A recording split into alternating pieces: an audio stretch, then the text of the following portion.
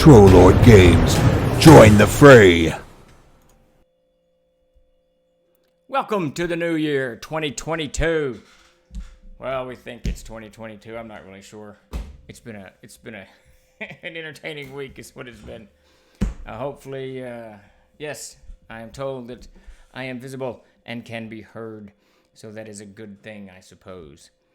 This is our first stream of the year. I don't think we hardly talked about it all day. We've been so busy doing all kinds of mess. My vain attempt to have a wrap-up in the last week of last year, it didn't work. So the wrap-up will have to be this week, this year. The wrap-up for last week or, whatever's going on out there. How's it going, King Kothar? I saw that you messaged. I am going to get to that message. I've managed to get to Discord once in the last many days, but I will get it probably tomorrow. Tomorrow I should be diving into all of the extraneous stuff. I lost internet Sunday, didn't get it back till Monday. Then it was down again today, and they brought in a new modem and a new something. I don't know, whatever, some little junction box or something. So hopefully that fixes my internet problems. I don't know what kind of problem that would be. How's it going? Thank you for the subscription, Old School RPG. You're very much appreciated. I'm glad you could join us today. Happy New Year, beginning a new campaign in the Darkfold on Sunday. Very cool. That is my absolute favorite part of the world of Air. I am always meandering my adventures back into the Darkfold, no matter what, no matter where they begin. They always wander and end up back there. How's it going, Hagar the Horrible? I saw that What is UO, and I thought you were talking about UFOs already. So we could dive right into that subject. How's it going, Sparky, Kadora, and Cynican? Glad you could join us. Yeah, probably. That is the hope. I really hope to get caught up. I managed to get caught up with some Facebook DMs this afternoon. I got to tell you, I'm very frustrated because this, how's it going, Retro? This Monsters and Treasure issue has gotten to be a big issue. At first, we were suffering about a 10% loss, but we were still getting some complaints, and we had to send even more replacement copies out on replacement copies, which means that the book wasn't even surviving in the first couple of weeks of usage. And there's been some conversations with me and the printer, and we hope to get this resolved by Thursday, at least a course of action, a plan of action set down, what we're going to do. New Year, same old. Yeah, nothing really changes. It's why I don't really pay any attention to the first of the year, because it really, unless you take off all of December to fix all of the previous year's problems, and then they're just going to be there on the first. So just move on. I just move on. I try to do certain things to kind of feel like I'm wrapping something up, but that never really works. So we'll see. That's absolute murder. Mine seems pretty good. Same chaos, different year. Feels like 2020 all over again. Starting the year off sick first. Yeah, that's not good, Cynican. You don't want to start the year off sick. I came literally, came in here into my home office, and I was raring to go. I had missed a chunk of work last week because my wife's office needed moved, and I was over there mostly moving furniture and files and all of that crap. So I was raring to go, and first thing I find out is the internet's down, and actually I guess I knew that. No, I didn't, because I went to bed Sunday and it was up, and I got up Monday and it was down. So the new year started with some. What is that? What is it when you're keyed up to do something and you don't get it? You don't get to do it. Missed opportunity? That's not right. Whatever. Frustration. We'll just go with that. Chasing off a cold here. Fortunately, nothing worse. Yeah, that stuff's going around. My daughter's got something. He might be too sick to play in our CNC game tonight, but his character's 6 too. So, well, there you go. Wrap it up. That's the best way to do it. Your character has a case of diarrhea. Area 51 games. There you go. So, what can we look forward to? Amazing adventures, and by the way, is Starship Warden and AA book. So, Two questions there. Starship, we'll do the easiest first. Starship Warden is fully compatible with Amazing Adventures. It's got its own setup, and Chris Clark, who co-wrote that with James Ward, took the Siege engine and made it very palatable for the Starship Warden, for those people who just kind of jump in and just want to get that. Jason Vey brought the Star Siege up to speed with the Starship Warden, so those rules easily mesh with Star Siege, so you're good on those fronts. And of course, Star Siege is a part of the Amazing Adventures RPG, so you're good all the way around with Amazing Adventures and Star Siege. Our Starship Warden, it'll fit like a glove. And so Amazing Adventures this year, we're actually going to have a product meeting tomorrow, and then in the next, maybe this weekend, probably the weekend after next, Davis and I are going to have a sit down and lay out where we're going to land things. But we are looking at a third printing for Amazing Adventures this year. I know Jason's been doing a lot of tweaking to it, fixing this, fixing that, and I want to talk to him about some fundamentals, and we'll dive into new art, color, all that stuff. We can get Jason Walton to do the cover. So lots of stuff coming down the pipe for Amazing Adventures. Super excited about that, and it's overdue.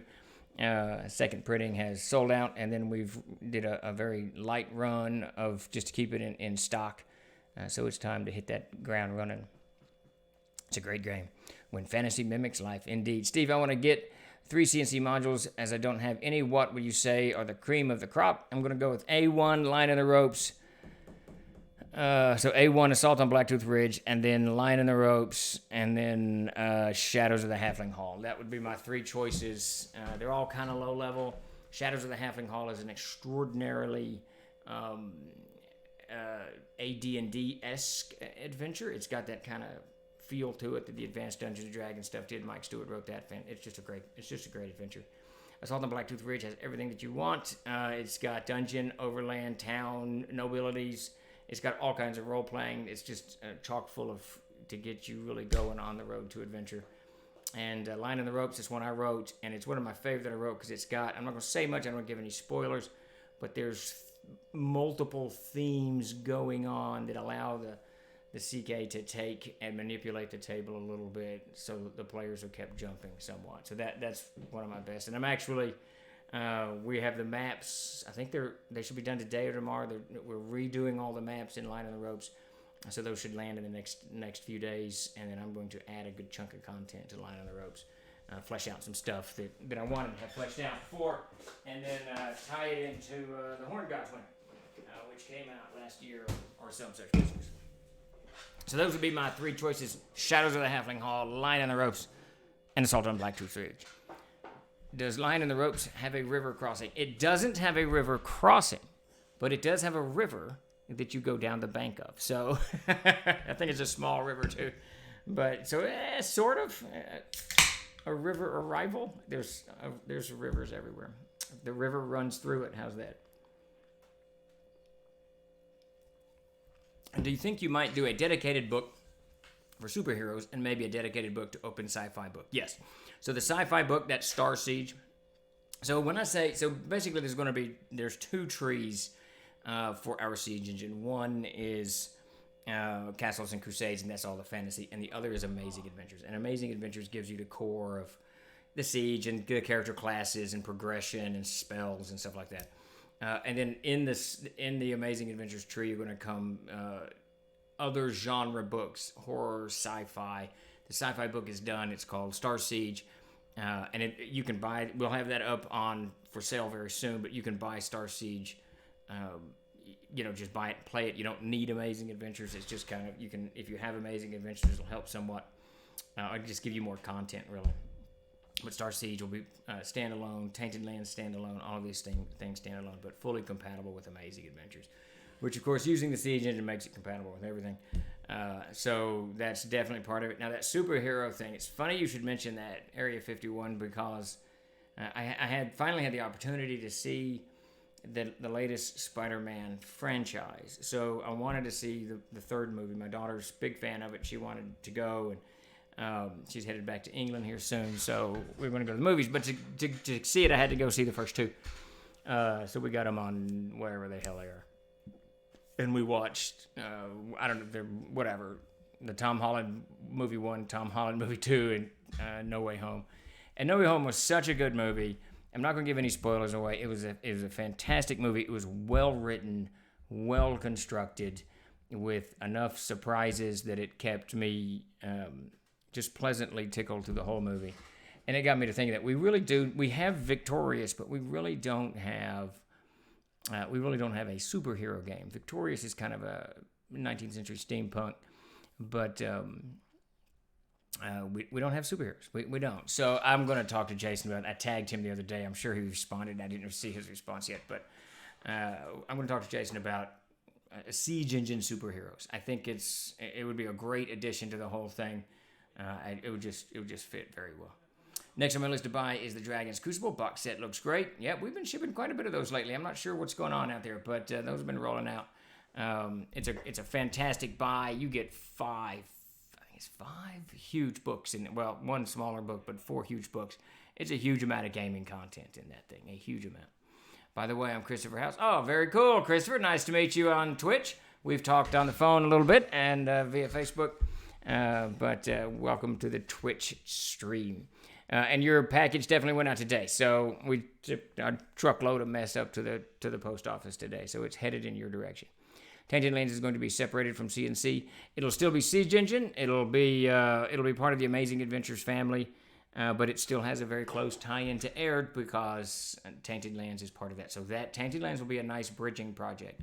And that's one of the things that, Darklight, that's one of the things that Davis and I have to sit down and mesh out how we're going to do this. Coming forward is the Plains book, which is the cornerstone of what we're doing going forward.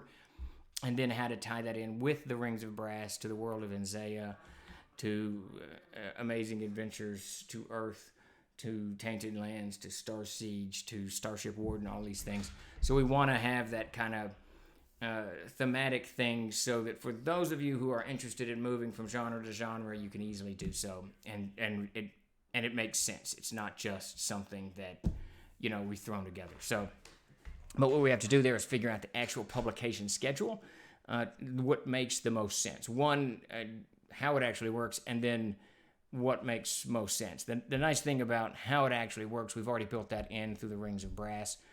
So it's really just it's really just figuring out what books do we want to come out with when.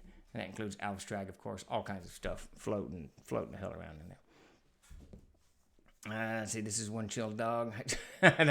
Yes, that is Blue. He's he's lounging in the chair. We keep the house kind of cold. None of us like it particularly cold, but I got this metal desk, and when the office gets cold, it gets cold, and it gets difficult to type because my arms get cold, and so I have this space heater, which you can see here. So this room stays toasty. The rest of the house is cold. This room is toasty, and I have never in my life, I've had a lot of dogs in my life, I've never seen a dog that does not like being cold like this dog. He wants to be warm all the time. He will tuck his nose in. He gets under blankets. He's just a funny dog. So he is enjoying the room right now. Supers are tall order. Pretty much every game system I've played struggles with it. Yeah, it really is kind of a hard thing. Davis has kind of designed this new approach, still using Siege Engine, but the new approach to characters that I want to explore with the superheroes. But it is a very tough genre, and I'm not that into that genre, so it'll be tough for me to kind of get into it and get into the development process. But Jason, of course, loves that stuff, so he's tailor-made for it. We were finally at my desk with a Dr. Pepper. Absolutely, Dr. Pepper. Pretty certain Blood Wild considers Ravenloft a superhero game. Poor Jason, so many genres he estimated. Yeah, Jason, well, he wanted Amazing Adventures to be the multi-genre game, so so there you go. And of course, as everyone knows, fantasy, for whatever reason, I think it's probably a cultural reasons, but also who got their first reasons, but fantasy outsells all the other genres combined easily 10 to 1. I don't know what it is. People love magic and people love swords. Oh, Lord have mercy. Oh, excuse me. Dragon's Crucible, I just watched a YouTube video on CNC that showed it. That's how it made my life very cool. Yeah, that thing is just absolutely gigantic. It's chock full of just good gaming stuff. Let's see, I'm going to use Siege to do an adventure that sees a military team sent to investigate an Arctic base gone dark. They found something deep beneath the ice, and shenanigans will ensue.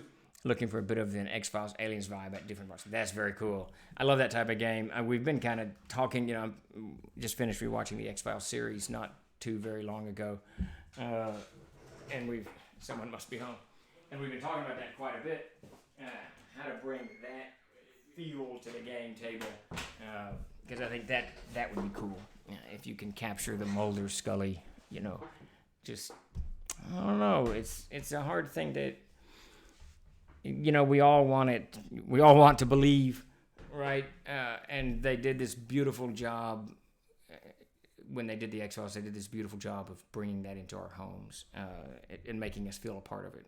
So how to do that at the table, that would just be very, very cool.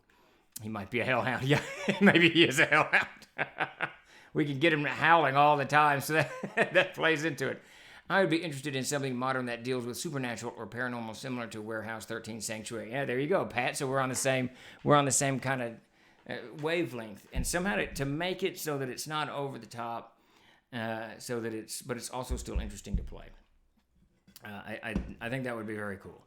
And as many of you know who have visited the stream in the last few months, I've really delved into this whole UFO phenomena. I've been reading book after book. I'm about to finish Roswell. What the hell is this thing? Say Inconvenient Facts and the Will to Believe. Exceptionally good book. One of the better I've read on that incident. But how to bring the mystery of that to the gaming table. Whether you believe it or not, it's irrelevant.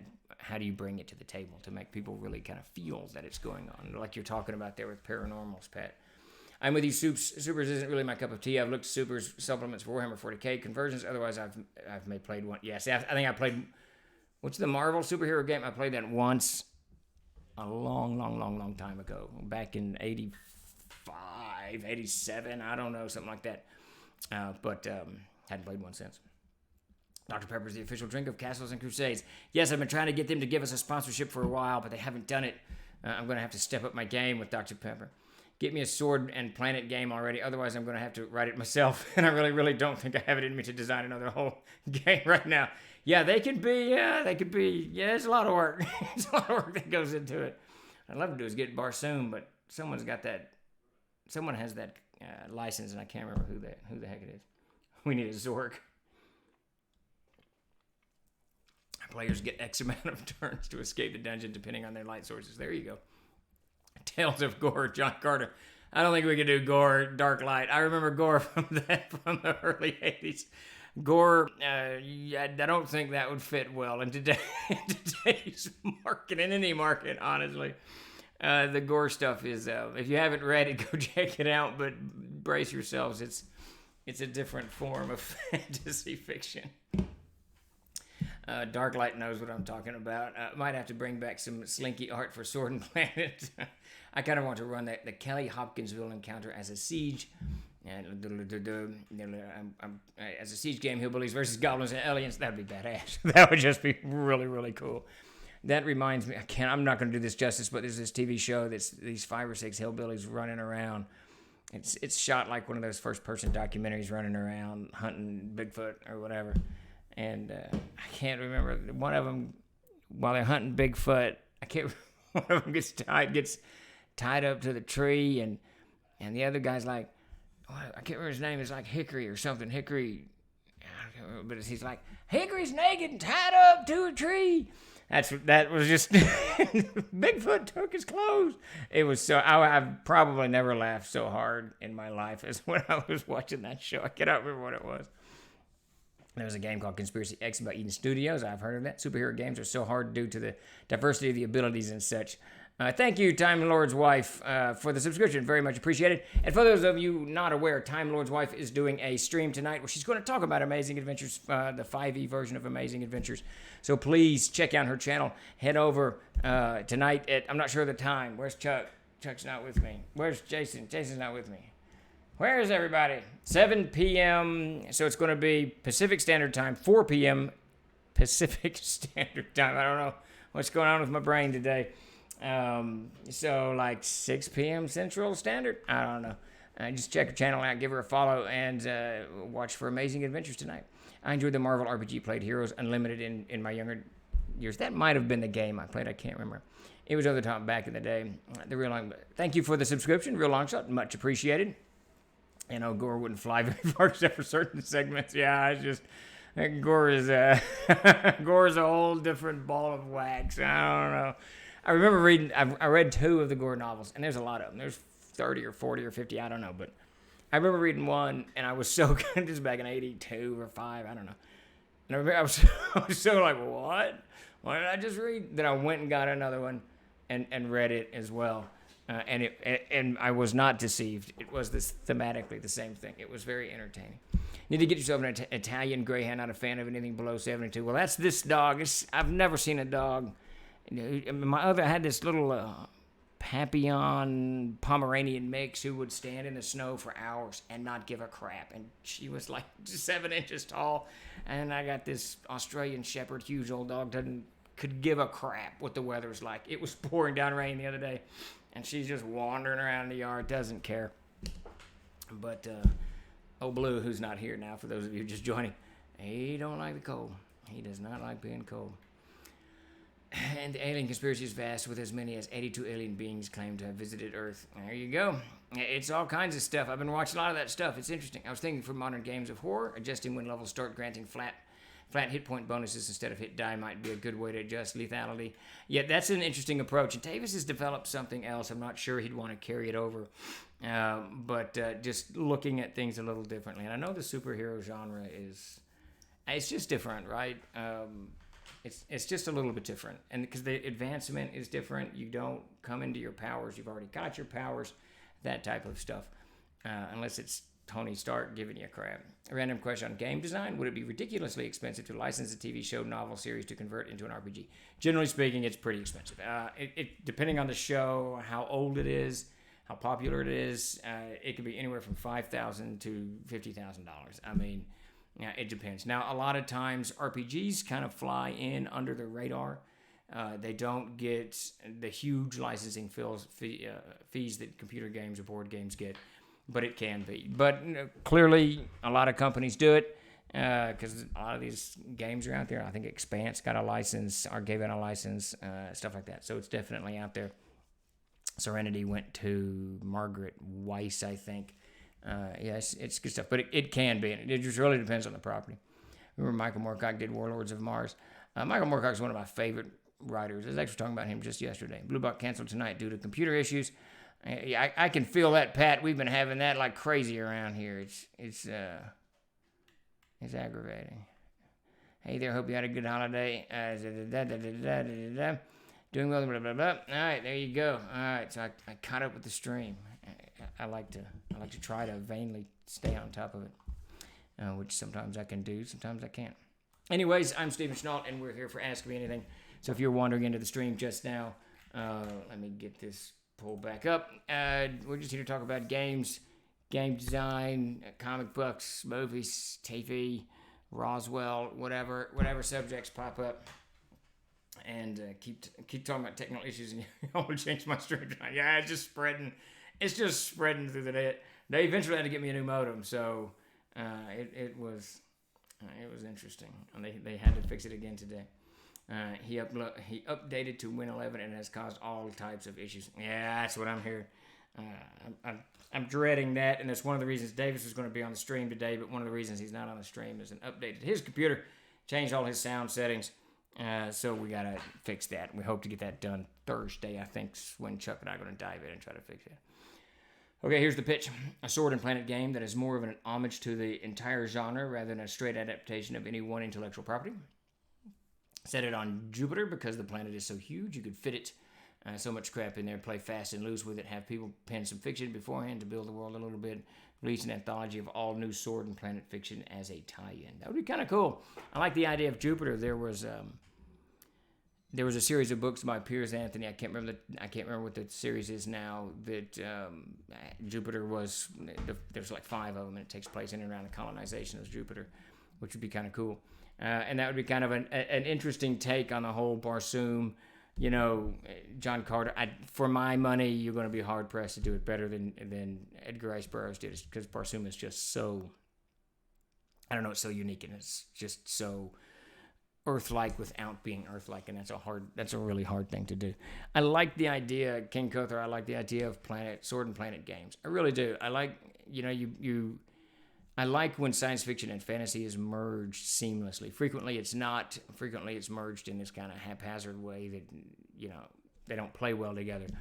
But when it's done well, it's very cool. It's very, very cool.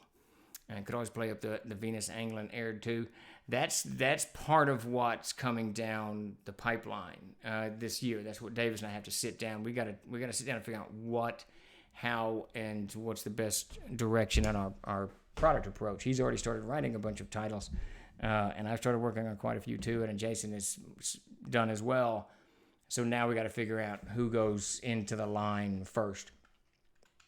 And we got I think a hype train going, strong support, 3 subs, 1,000 bits. Thank you all for that. This is very cool. We very much appreciate the support you guys are throwing our way.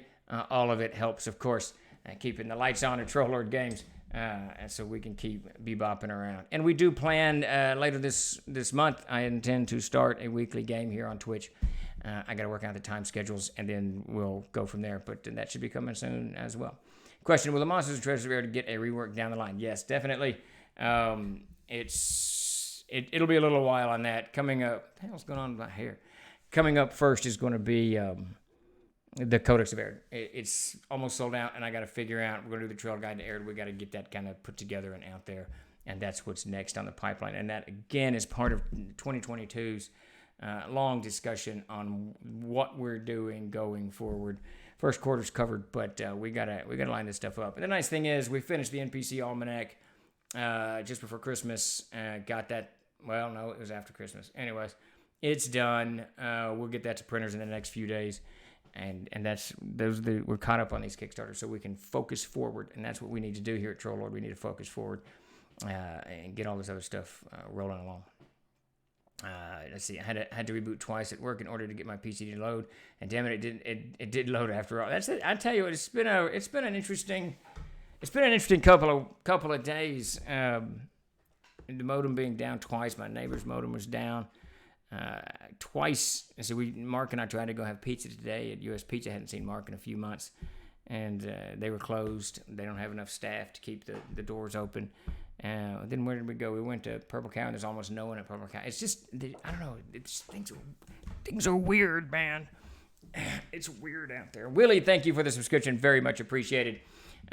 We love it all, and that's going to help with the hype train, I guess it's going on, or whatever that mess is called. Yeah, May. Trollsy pals, welcome to the next solar orbit. Yeah, I guess that's what's going on. Something's happening. They've been talking forever and a day about a solar storm knocking out satellites. Maybe we have arrived there. Let's see. How about Jupiter's moons? Jupiter just leaves me gassy. Jupiter would be an interesting thing because it is a gas planet. But I think in these Piers Anthony books, they created these floating cities or something. I can't remember. Piers Anthony is a good writer. I've always enjoyed his books, but his quintilogies or whatever 5-book series always start strong and end kind of weak. But and the first one of that Jupiter, I think it's called Jupiter. No, that's a movie. I don't know. Whatever the hell it's called, was really good. Let's see. Yes, Windows 11 really can mess up streaming software. Yeah, I haven't gone there yet, Jay, and I hope not to go anytime soon. So that is my plan. Interesting to see how the gravity on Jupiter is handled. That would be kind of cool. Thank you, Bloodwild, for the subscription. Very much, very, very much appreciated. Discovering how cool Air is as a setting. Purchased the Codex recently. Any new campaign-specific content planned for releases for 2022? Yes. So my personal primary focus is going to be 2 projects for the next year. One is the Planescape books, which we're already working on, and 2 is Aufstrag, which is the gigantic evil city. We've done levels, the first 5 levels. Yeah, first 5. Whatever. We've done like 4 or 5 levels. So my plan is, I will fail at this, but my plan is to do one of those a month so that we can flesh out the rest of Alfstrag. And in the meantime, I'm going to start just do little 2 to 3 descriptions of these terrain features on the lands of Ursula behind us. So anyone who's playing it has a little bit of kindling to get their fire started in their own game, maybe an adventure hook, something like that.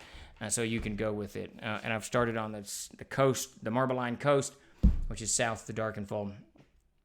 So that's the aired expansion material. I'm actually super excited about that. And of course, tying the whole thing into Amazing Adventures, Venus, Earth, and all of that, that's going to be part of the Plains book over the next many, many months as we develop that.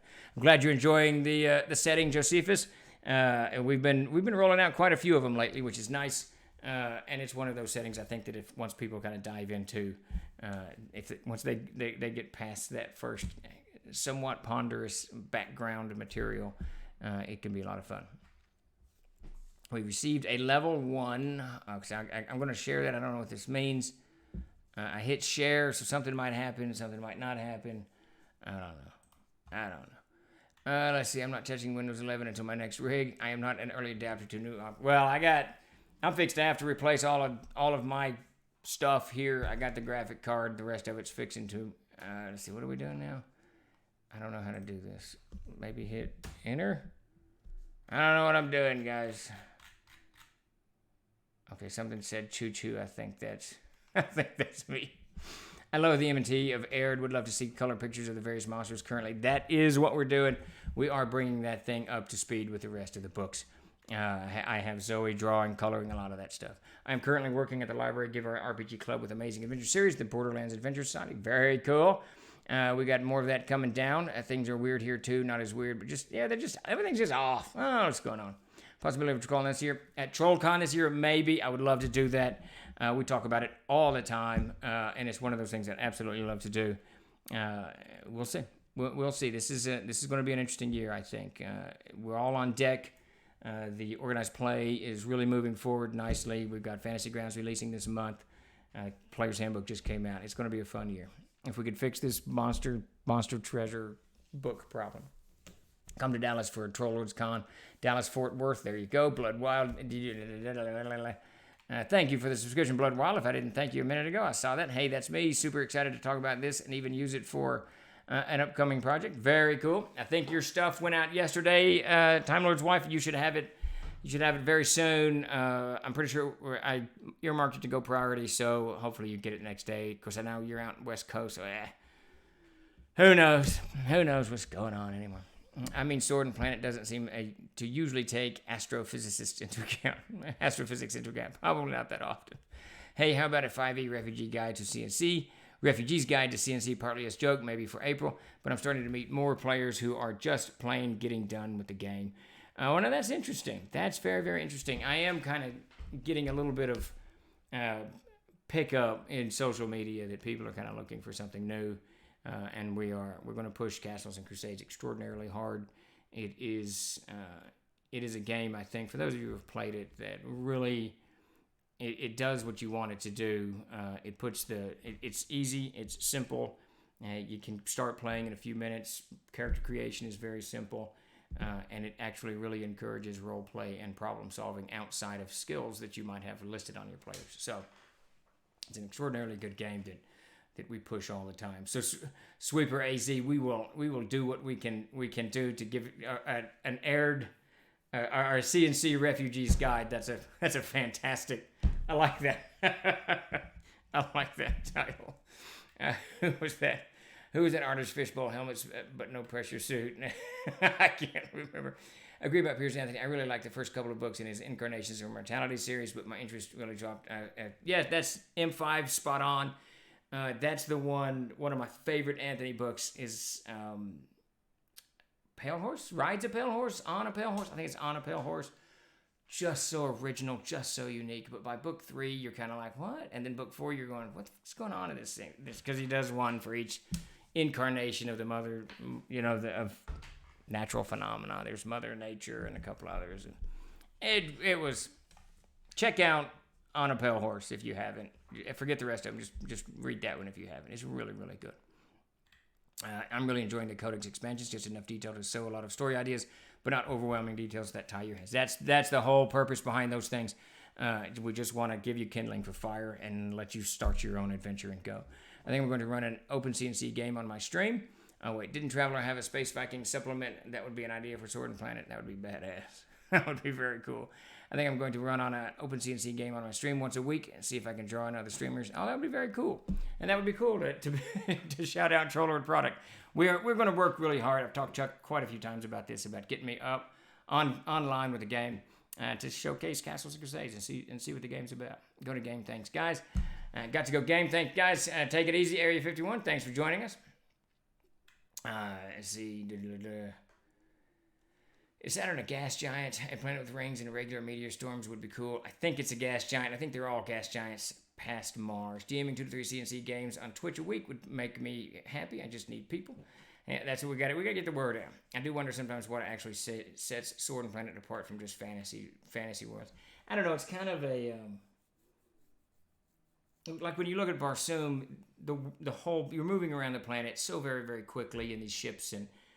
It's like planes. I mean, you look at today, you literally could pick up your gear and you could be in England by in the morning. So it's a little bit more, I don't know, it just blends the sci-fi, I think, the sci-fi and the fantasy. Steve, how many cases of Dr. Pepper do I have to bring to get into this Twitch game? We'll see how that plan pans out. I haven't actually talked to Chuck about how we want to do, who's going to be sitting at the table. What I wanted to start doing is just like 10 games or 5 games of this adventure and just run that and then do another 5 or 10, maybe not the same characters, and for at least several months until I can get really comfortable with this venue and the way we're doing it, because the gaming I did on it last year I didn't care that much for. I got to get used to it, get the right equipment and all that BS. So the first crews are going to have to be pretty squared in and set up. So and I don't know how we're going to do that yet. I will sit down with Chuck probably tomorrow and start ironing that out. But we'll keep that in mind, Sparky. If you put in a Dark Sun, Bloodwild will play. He loves Thrykeen. Can we say Thrykeen? I'm not sure we can say that, Siegfried. That's one of the 7 monsters. Vic Danger, my wife, complains that I'm a guest. There you go. That leaves 3 attacks. Every character in Sword and Planet is like a king or a princess or a warlord or a high priest or as a grand architect. Everyone is super important. I just like the concept. I don't know. I read Tarzan. The Tarzan Jewels of Opar was one of the first fiction or science fiction fantasy books I ever read. And shortly thereafter, I'm not sure when, maybe a couple of Tarzan books later, but I think almost immediately I found Barsoom, and I read the second book, The Gods of Mars by Edgar Rice Burroughs, and the cover that had the Michael Whelan cover on there, this bluish with John Carter and Tars Tarkas standing next to him fighting these 6-armed apes and these weird blue creatures with a single eye. It's literally one of the most beautiful pictures I've ever seen, paintings I've ever seen. If I was to ever really buy some classic art, that would be the piece. Let's see if I can find it for you guys. And that kind of launched me on the whole Barsoom thing. Yeah, there it is. It is just such an astounding piece of art. So I can get this here in the stream. So just follow that link, and you can see that was Pete, my oldest son, getting a Dr. Pepper for he's online gaming right now. So, but that piece right there is literally that pulled me into the Sword and Planet type genre, and I became a Barsoom fan instantly. Just looking at that piece right now, I got it over on the second monitor. Looking at that piece makes me want to go read that book. I just absolutely love. I love all kinds of that. Let's see, every character in Sword and Planet, blah, blah, blah. It takes some getting adjusted to the VTT scene, but I've been doing it 9 months, and I'm just now getting comfortable and getting a rhythm to. That's the thing. I'm gonna have to get, because rhythm is a perfect word for it, Sparky. I really do get kind of in the flow of things when I'm running a game, and it's a little difficult for me with the camera and all of this BS, but we're gonna work it out. It would be nice to establish some iconic characters or some interesting locations via an ongoing online game for CNC, showcase the game and the world. Yeah, Statler, that's spot on. And it's what I want to start doing. First, I want to kind of set with these episodic games, the primary goal is to get me comfortable with it while we show people how to play Castles and Crusades, so that they see, oh, this is just like all these other RPGs, except it's better because it's so much faster. And I've got control. So that's kind of the primary focus. It's showcase CNC and whatnot, but it'll definitely take place in Air, in the Darkened Fold, and that'll give us kind of a good platform to showcase the world of Air as well, which I think is a really good setting, and it's really malleable to most people's gaming style, and it's not set so that you have to adjust anything that you're doing to play. For instance, I never played Dragonlance in the Dragonlance world because I didn't like the dragon man humanoid crossover thing. So, but if you take that out of Dragonlance, that's kind of one of the one of the key parts of Dragonlance. I think that was it, or was that Forgotten Realms? I can't remember. Anyways, but in Air, there's nothing like that. If you want to bring in that stuff, you can more than bring it in. It's easy to do, but the whole thing is about adventure hooks for the CK and setting material to fire you up in a world that's fully developed and fleshed out that you can easily meander through. So that is definitely one of our goals there. Let's see. I like the four-armed rabbit ape thing. Yeah, absolutely. It's just cool. And Michael Whelan's one of my favorite artists. I would put him over Frazetta. I love Frazetta, but Michael Whelan, maybe it's a point in time in my life, whatever, but his art is just beautiful. His colors, and I'm a huge color fan. I like shades, and I don't know. It's just good stuff. Yeah, they're good. And now if you pick them up, Dark Light, keep in mind, if you're reading anything Burroughs, it's older, it's pre-Tolkien science fiction fantasy, so he gets to the point when the story's over in 125 pages. He doesn't spend, there's not trilogies doing things. You can pick up any Tarzan book and read it, any Barsoom book and read it, and just go. It doesn't really matter. You don't really need to know the backstory. Looks like Gorillians. I need to pick blah, blah, blah. Thank you for the subscription, Epi. Very much appreciated. Glad you could join us today. Would love to play FTF even online, but best I can do is play by post. Still trying to figure out the best compromise on tempo because it's not live. Yeah, it's tough. It's tough adjusting into this kind of new where we are today because it's changed. It's changed not only because of COVID. Obviously, that played a huge part of it. It was already en route changing before that as more and more gamers. Critical Role is pre-COVID, all of that. More and more gamers are seeing it online, but even more so, I think that younger gamers, they're very, very comfortable with gaming online, and this is how they play their role-playing games as well, and that's great. I think that's cool. So for those of us who are not used to that, we got to adjust into this new platform, and it's really no different for me. I had a terribly hard time when we started Troller Games because I run a game of the same people for years and years. And years and years. So for me to start running convention games of people I had never met, didn't know how they play, it took me a long time to get comfortable with it. Tim knows this because Tim went to many conventions with me as I grumbled and grumbled and grumbled about doing con games because I wasn't used to it. Well, I'm used to it now. I've adjusted into it, and now I got to adjust into this new platform, which we all can do. I loved it. Yeah, the Martian series is it's just fantastic. Any advice for running episodic style games? I'm always skeptical because of how many hit points and things players start to get after level 5 and fitting the whole adventure in one episode. When you get higher level, it gets tougher because it's just tougher to be challenging. One of the things I do all the time is spoiling attacks. So if they're 10th level, I'll have smaller monsters hit them a couple of times so they can annihilate them. So they're ground down a little bit, make the big encounter challenging. That's tough to do in a 5-hour or 4-hour slot. It's just tough. So what I generally do when I'm trying to run, and I've found myself in the last probably 2 years, really since COVID kind of broke our group apart, I'm having to do that more and more, contain it. And I got myself into this horrible thing of I'm in this story arc. It's going to take about 3 games. We've done 2, got 1 more to go, and we've missed like 3 games in the last 4 or 5 weeks, and so now we're all discombobulated, and that's the problem.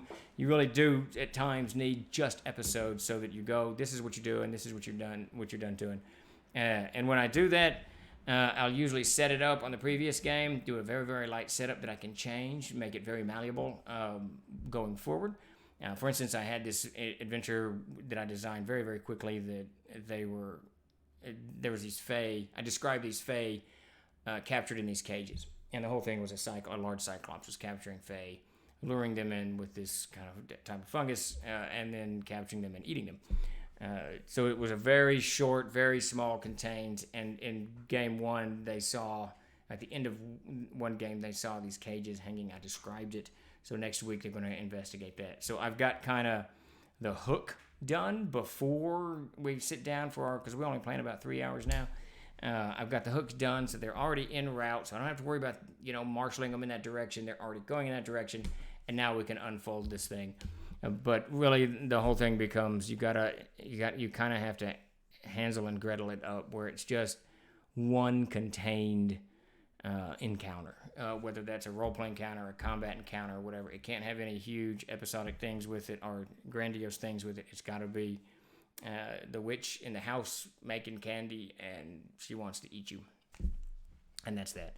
But it does get challenging at the higher levels. It begins to spin out. So vegetative space Vikings and insectoid space Romans live on moons and fly down on skiffs to do war on each other on the battle-blasted surface of the planet. There you go. I like that. Insectoid space Romans. Go live text with Pop. I see 9 out of 10 times do voice chat Discord videos a perk and just run as if we were on table defaulting to Mind's Eye. Yeah, that's what we're definitely going to do Theater of the Mind. That's the only way I can game. I can't do the whole maps and the tokens. I'm just not going to do that. I'm not interested. I'm tempted to run a CNC game in the Warhammer Fantasy setting at some point. Oh, that would be badass. I love that setting. Warhammer's got one of the coolest, most iconic settings out there. It's just badass. I have a friend that plays in a weekly game on his phone. I can't even imagine. I can't. No. And when we did try to do the online games, one of us was on the phone. It's two of us were on the phone. It's too much. It was too much. The calls would drop, or I can only see a nose, nostril, or it's too much. I'm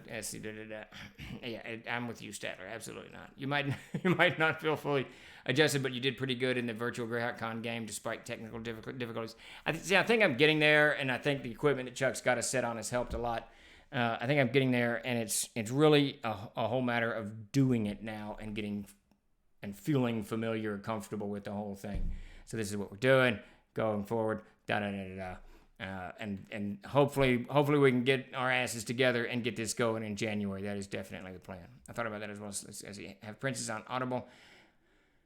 Have Princesses on Audible to retry, but man, that Deja Thor's cover, pretty sure it's the Wayland. Yes, it is. That's book 1. I know exactly what cover you're talking about.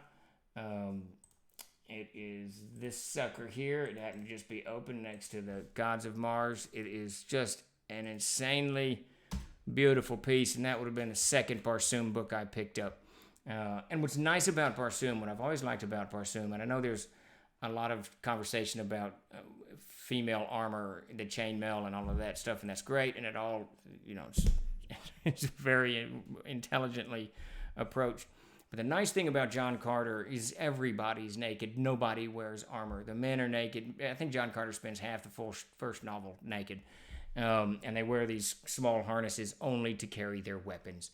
And they'll have, the silk between the legs or whatever. But and I like that concept. So we just dispense with all of it. They've got pistols, so the armor is pointless. It's just cool, and it's consistent, and I like the consistency in it. It's just very good. Let's see.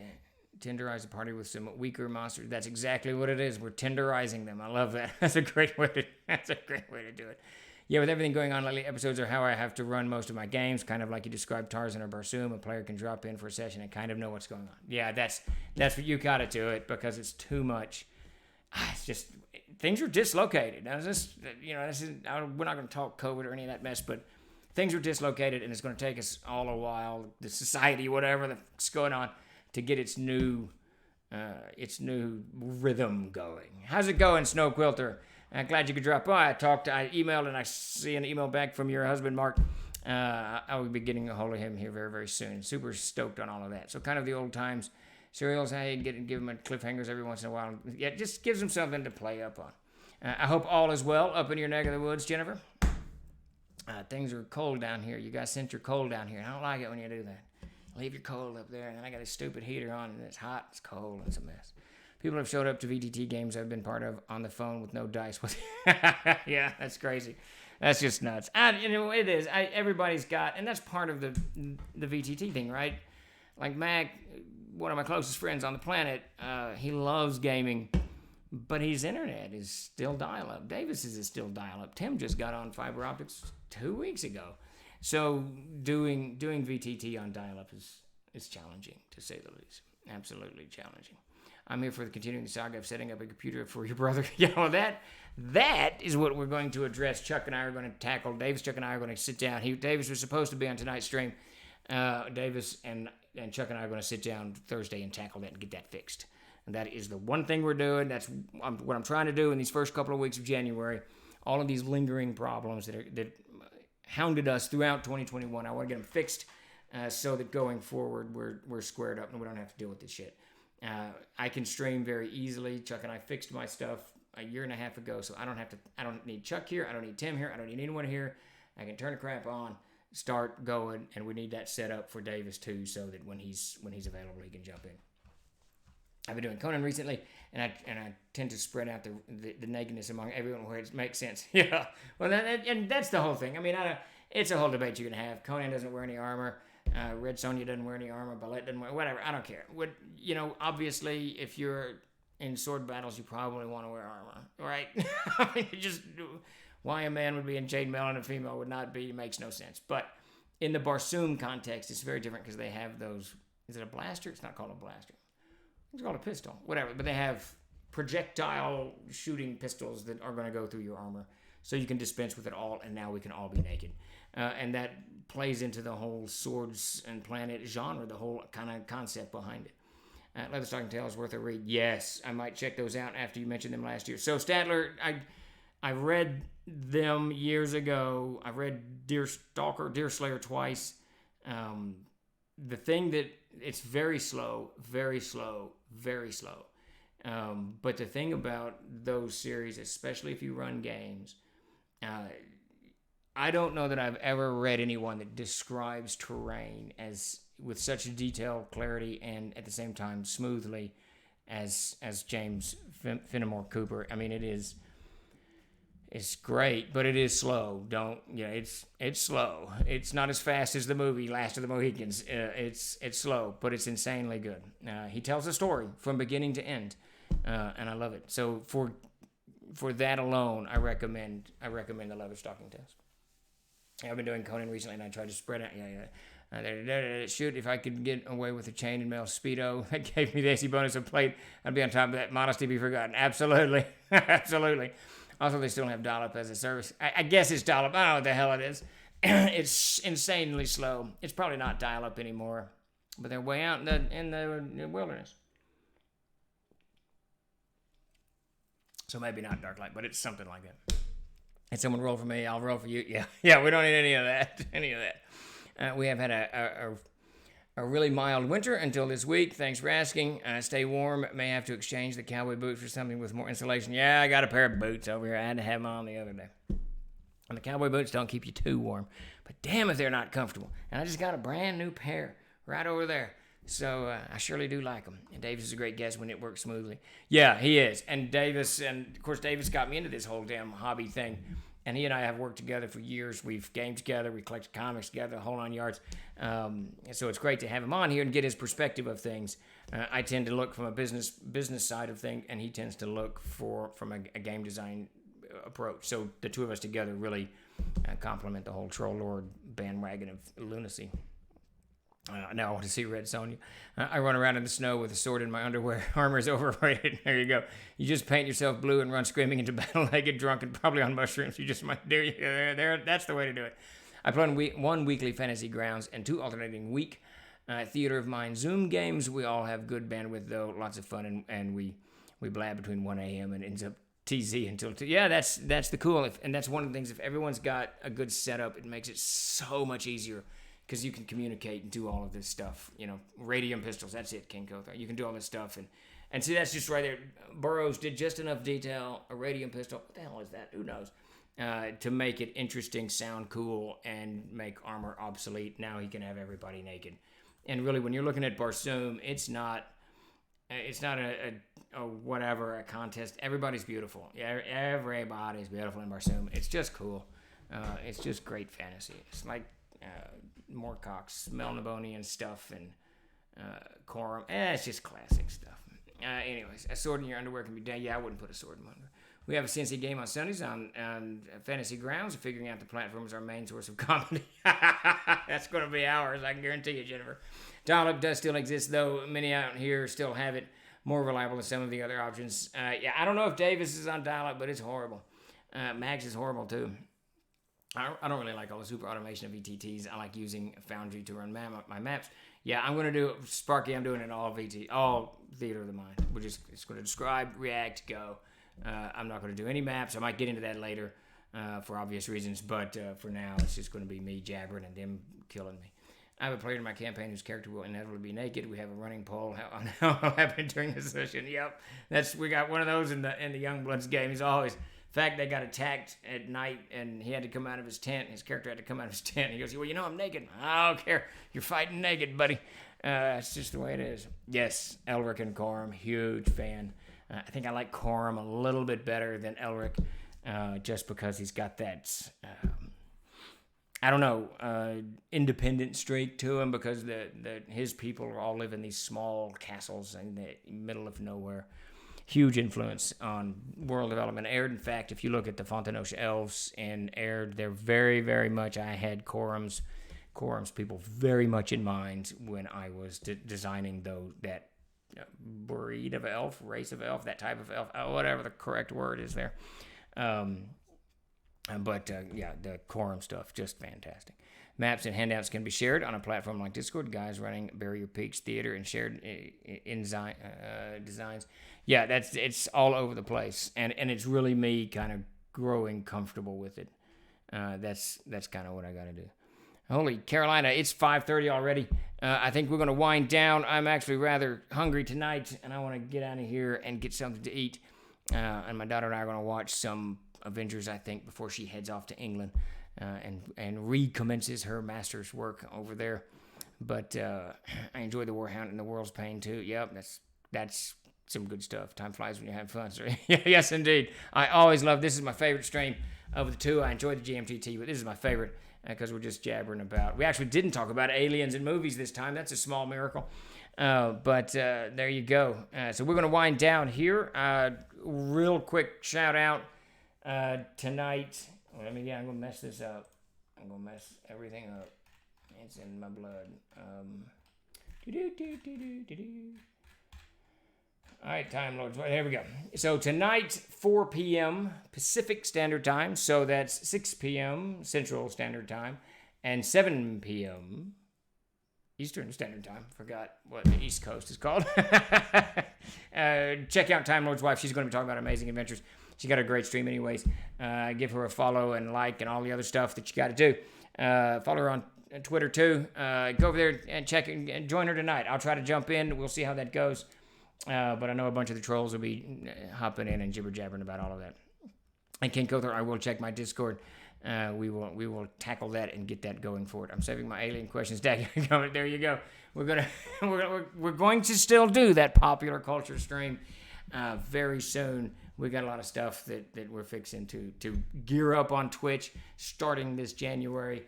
We're not talking about it anymore. The books are all done, so now we got a little bit of time to start wrangling this.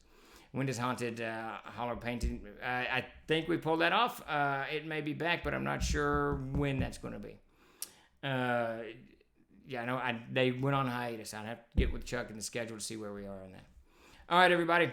You all have a great rest of your evening and a fantastic rest of your week. Stay safe out there. I know out in Virginia they got some real problems with the snow and the cold, so keep your heaters on and your doors closed and kick back and play a little bit of Castles and Crusades or whatever RPG is your drug of choice and have at it.